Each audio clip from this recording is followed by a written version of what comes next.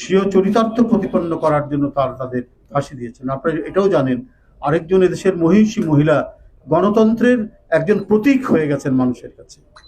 তার বিষয়েও এদেশের গুণীজন, এদেশের শিক্ষক, সাংবাদিক, আইনজীবী প্রত্যেকে সেদিন নিষ্ঠুর ফ্যাসিবাদী শাসককে বলেছেন দেশনেত্রী বেগম খালেদা জিয়ার বিরুদ্ধে যে মিথ্যা মামলা, সে মামলায় তাকে যে সাজা দেওয়া হয়েছিল একটা মিথ্যা সাজা, এই সাজা রদ করতে বলা হয়েছিল, শোনেনি। তো পৃথিবীর দেশে দেশে এইভাবেই নিষ্ঠুর কায়েমি স্বার্থবাদীরা তারা তাদের নিজস্ব স্বার্থ প্রতিপন্ন করার জন্য এই নিষ্ঠুর কাজ করে গেছে। তাই মে দিবস হচ্ছে যেমন অধিকার প্রতিষ্ঠার একটা প্রেরণা, মে দিবস যেমন অধিকার প্রতিষ্ঠা কিভাবে করতে হয় সেই সংগ্রামের একটি প্রেরণা, এবং যারা হাসতে হাসতে সেদিন জীবন দিয়েছেন শ্রমিক নেতারা সেই ন্যায়ের জন্য, সত্যের জন্য, এটারও একটা বড় দৃষ্টান্ত হচ্ছে মে দিবসের সেদিনের যে আত্মদান শ্রমিক নেতাদের। তো নানা দিক থেকেই মে দিবস হচ্ছে অত্যন্ত গুরুত্বপূর্ণ এবং তাৎপর্যপূর্ণ। এটিকে প্রতি বছরই অত্যন্ত যথাযোগ্য মর্যাদায় পালন করে জাতীয়তাবাদী শ্রমিক দল, শহীদ রাষ্ট্রপতি জিয়াউর রহমান থেকে শুরু করে দেশনেত্রী বেগম খালেদা জিয়া এই দিবসটি পালন করেছেন। কখনো টঙ্গীতে, কখনো নারায়ণগঞ্জে, আগে বিভিন্ন শ্রমিক বেল্ট এলাকায় এটি পালন করা হতো। এইবারে তাদেরই সুযোগ্য পুত্র, দেশের মাননীয় প্রধানমন্ত্রী, যিনি শ্রমিক, ছাত্র এবং জনগণের একজন অবিসংবাদিত নেতা হয়েছেন সংগ্রামের নেতৃত্ব দিয়ে, ফ্যাসিবাদ বিরোধী সংগ্রামের নেতৃত্ব দিয়ে, তিনি আগামীকাল প্রধান অতিথি হিসেবে বক্তব্য রাখবেন। তো সেই অনুষ্ঠানটি, মে দিবসের সেই অনুষ্ঠানটি যথাযোগ্য মর্যাদায় এবং বিপুল শ্রমিক সমাবেশ সেখানে ঘটবে, এই নিয়ে জাতীয়তাবাদী শ্রমিক দল প্রায় প্রতিদিনই, প্রায় সপ্তাহ ব্যাপী তারা নানা ধরনের প্রস্তুতি নিয়েছে। সব নিয়ে আগামীকাল ঢাকা শহর শ্রমিক সমাবেশ এর যে ঢল, যে র্যালি নামবে, এটা হবে অভূতপূর্ব। এই মহাবান্বিত দিনটিকে আপনারা সাংবাদিকবৃন্দ, আপনারাও যথাযোগ্যভাবে ইতিপূর্বে আপনারা এটাকে প্রচার দিয়েছেন, আগামীকালও আপনারা প্রচার দিবেন এই প্রত্যাশা রেখে আমি আমার বক্তব্য শেষ করছি। ধন্যবাদ। প্রিয় সাংবাদিক বন্ধুগণ, আগামীকালকে সমাবেশে আপনাদের সর্বাত্মক সহযোগিতা চেয়ে আমাদের শ্রমিক দলের সভাপতি, ভাইস প্রেসিডেন্ট, জয়েন্ট সেক্রেটারি, প্রচার সম্পাদক, অর্থ সম্পাদক, দপ্তর সম্পাদক, সাংগঠনিক সম্পাদক, ঢাকা মহানগর উত্তর দক্ষিণের নেতৃবৃন্দের আজকে একটা জরুরি সাংবাদিক সম্মেলনের প্রধান অতিথি বাংলাদেশের বরেণ্য রাজনীতিবিদ, বীর মুক্তিযোদ্ধা, সরকারের উপদেষ্টা, প্রধানমন্ত্রীর রাজনৈতিক উপদেষ্টা, সংগ্রামী জননেতা, শ্রমিক নেতা নজরুল ইসলাম খানকে আমি আজকের এই সাংবাদিক সম্মেলনের বক্তব্য তুলে ধরার জন্য সবিনয়ের অনুরোধ করছি।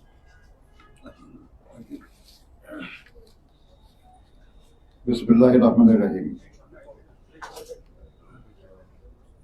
এখানে উপস্থিত শ্রমিক দলের মাননীয় সভাপতি, উপস্থিত বিএনপির সিনিয়র যুগ্ম মহাসচিব এবং উপস্থিত শ্রমিক দলের প্রধান সমন্বয়কারী এবং অত্যন্ত সংগ্রামী প্রবীণ শ্রমিক নেতা যারা অ্যাডভোকেট শামসুর রহমান শিরমুল বিশ্বাস এমপি, শ্রমিক দলের কেন্দ্রীয় কর্মকর্তাবৃন্দ, ঢাকা মহানগরীর নেতৃবৃন্দ এবং উপস্থিত প্রিয় সাংবাদিক ভাই বোনেরা, আসসালামু আলাইকুম।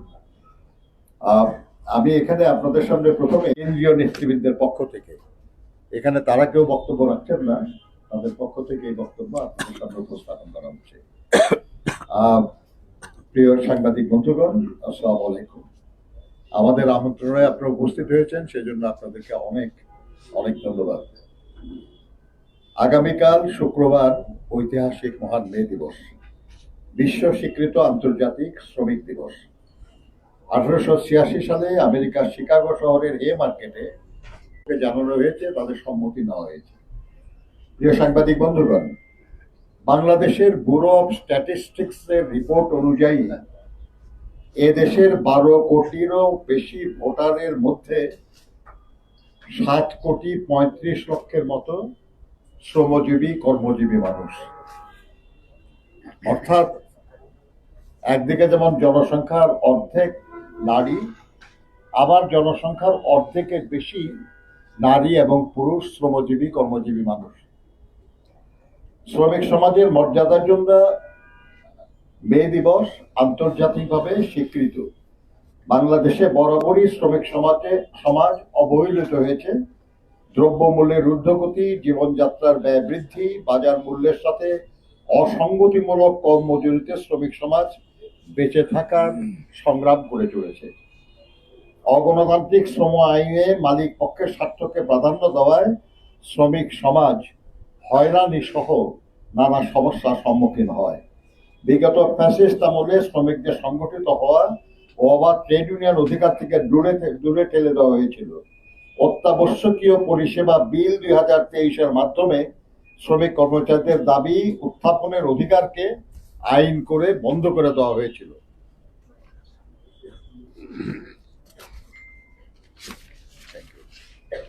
সাংবাদিক বন্ধুগণ, ফ্যাসিস্ট আমলে 2023 সালের 28শে অক্টোবর ঢাকার মহাসমাবেশের প্রাক্কালে সমাবেশ আন্দোলনকে নস্যাৎ করার অংশ হিসাবে হাজার হাজার বিএনপি ও শ্রমিক দলের নেতা কর্মীদের গ্রেফতার করা হয়েছিল।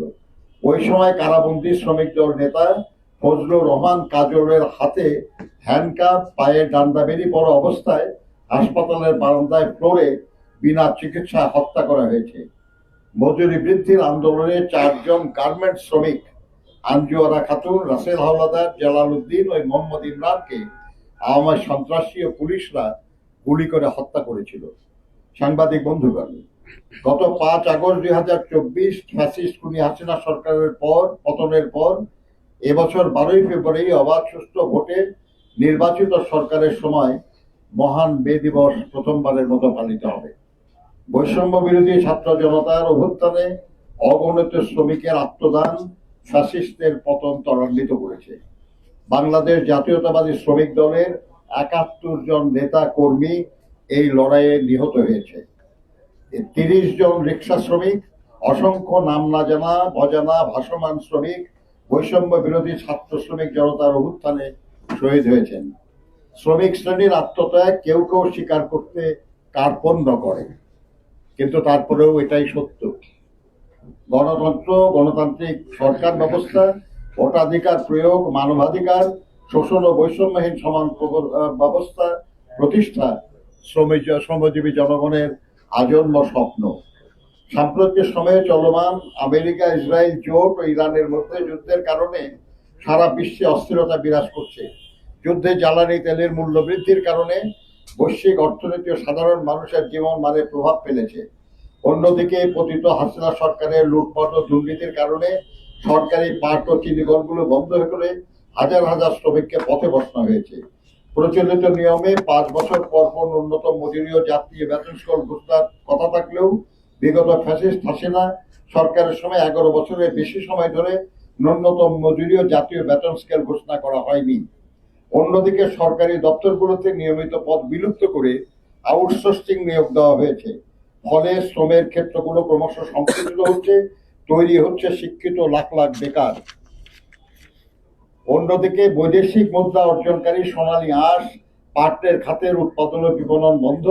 বাংলাদেশের মানুষের খাদ্য তালিকায় অন্যতম উপাদান আমাদের দেশে তৈরি স্বাস্থ্যসম্মত চিনির পরিবর্তে কেমিক্যাল যুক্ত বিদেশি চিনির উপর বিদেশ নির্ভরতা বৃদ্ধি পেয়েছে।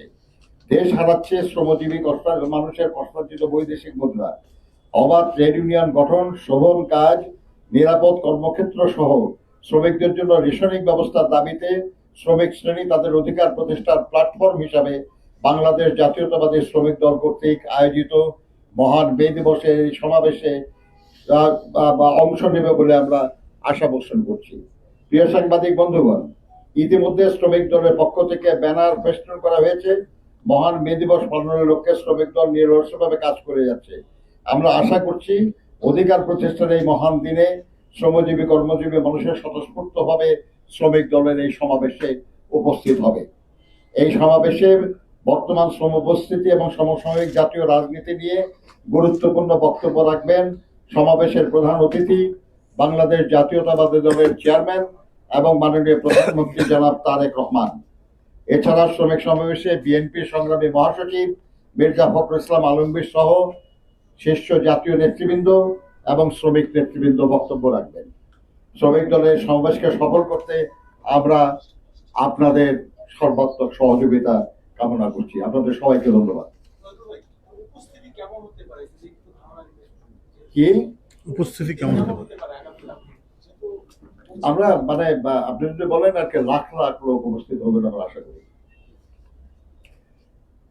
প্রিয় সাংবাদিক বন্ধুগণ, আপনারা জানেন আর কি যে এই বাংলাদেশ যখন পাকিস্তানের অংশ ছিল কিংবা তারও আগে ব্রিটিশ ভারত, তখন থেকেই এই মে দিবস পালন করে আসছে। আমরা এবারে মে দিবস অনেক কারণেই বিশেষ গুরুত্ব দাবি রাখে। কারণ একটা গণতান্ত্রিক পরিবেশে একটা গণতান্ত্রিক ভাবে নির্বাচিত সরকার যখন রাষ্ট্র পরিচালনার দায়িত্বে, তখন আমরা এই মহান মে দিবস পালন করতে যাচ্ছি। এবং সেই নির্বাচিত সরকারের যিনি প্রধান এবং যে দল নির্বাচনে বিজয়ী হয়েছে সেই দলের প্রধান আমাদের এই সমাবেশে বক্তব্য রাখবেন। আমরা তার কাছ থেকে নতুন প্রতিশ্রুতি দেন। আমরা আশা করছি যে তিনি যে দলের নেতৃত্ব দেন, তিনি সেই দলের পক্ষ থেকে নির্বাচনের আগে যে নির্বাচন ইশতেহার ঘোষণা করা হয়েছে, সেখানে অনেক বিষয়ে বলা হয়েছে যে এই দল নির্বাচনে বিজয়ী হয়ে রাষ্ট্র পরিচালনার দায়িত্ব পেলে তারা শ্রমজীবী মানুষের কি করবে। মাত্র 2 মাস হয়েছে সরকার ক্ষমতায়। আমরা আশা করি না যে এই 2 মাস যথেষ্ট তাদের প্রতিশ্রুতি পালনের জন্য, কিন্তু আমরা এটা আশা করি যে আগামী 5 বছরের মধ্যে নিশ্চয়ই যেসব প্রতিশ্রুতি দেওয়া হয়েছে তা অনেকাংশেই পূর্ণ করা হবে। আমরা আমাদের বক্তব্যে এটা মনে করিয়ে দেওয়ার চেষ্টা করব, কিন্তু আমরা আশা করব যে এই সরকার তার সামর্থ্য পুরাটা দিয়েই চেষ্টা করবে আমাদের আকাঙ্ক্ষা পূরণের জন্য। আমরা এটাও জানি, একটু আগে আমি আমাদের বক্তব্যে বলেছি আর কি, যে দেশ একটা নিজের দোষে না, চাপিয়ে দেওয়া একটা কারণে একটা সংকটে আছে। সেটা হলো মার্কিন যুক্তরাষ্ট্র ইসরায়েল জোটের এবং ইরানের যে যুদ্ধ, সেটার কারণে আর কি। তো আমরা তারপরেও আশা করি যে অনেকগুলি